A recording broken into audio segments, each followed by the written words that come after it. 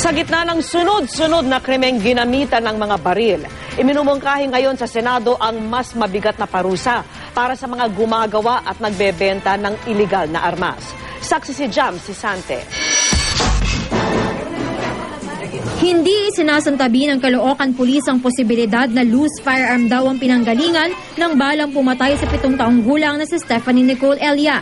Ang baril naman na ginamit ni Ronald Baez sa walang habas niyang pamamaril sa Kawit, Cavite na ikinamatay ng 7 tao, tiyak ng hindi lisensyado.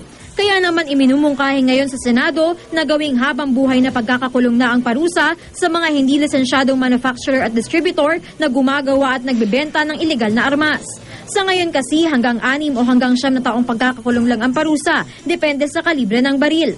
Ang multa naman hindi hihigit sa 30,000 piso. Ang gusto kong problemahin muna yung unregistered. Siyempre yung unregistered, may nagbebenta, may nag-i-import, may nagsusupply. We want to hit the source. Pero kung si Senador Ping Lacson na dating PNP chief ang tatanungin, dapat limitahan na lang sa mga unipormadong pulis at militar ang pagdadala kahit pa ng mga rehistradong armas sa labas ng bahay. Yan ay para maiwasan din daw ang pag-iikot ng mga kriminal na nagpapanggap na alagad ng batas. Pero para kay Senador Tito Soto, hindi raw dapat gipitin ng mga lehitimo at responsableng gun owner. Dapat magkaroon ng renewed effort ang ating gobyerno through the Philippine National Police na hanapin lahat yung mga loose firearms na yan, kapain lahat yan, higpitan, paghuhulihin. Dahil yun dapat gawin natin. Huwag nating disarmahan yung mga law-abiding citizens. Ayon sa palasyo, pag-aaralan daw ni Pangulong Aquino ang iba't ibang mungkahi, kabilang na ang total gun ban.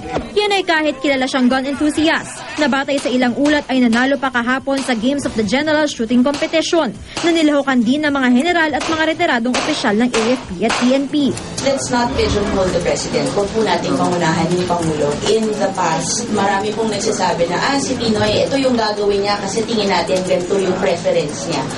But it is, allow me to say that the President has defied perception so many times in the past. Ako si Jam Sisante, ang inyong saksi.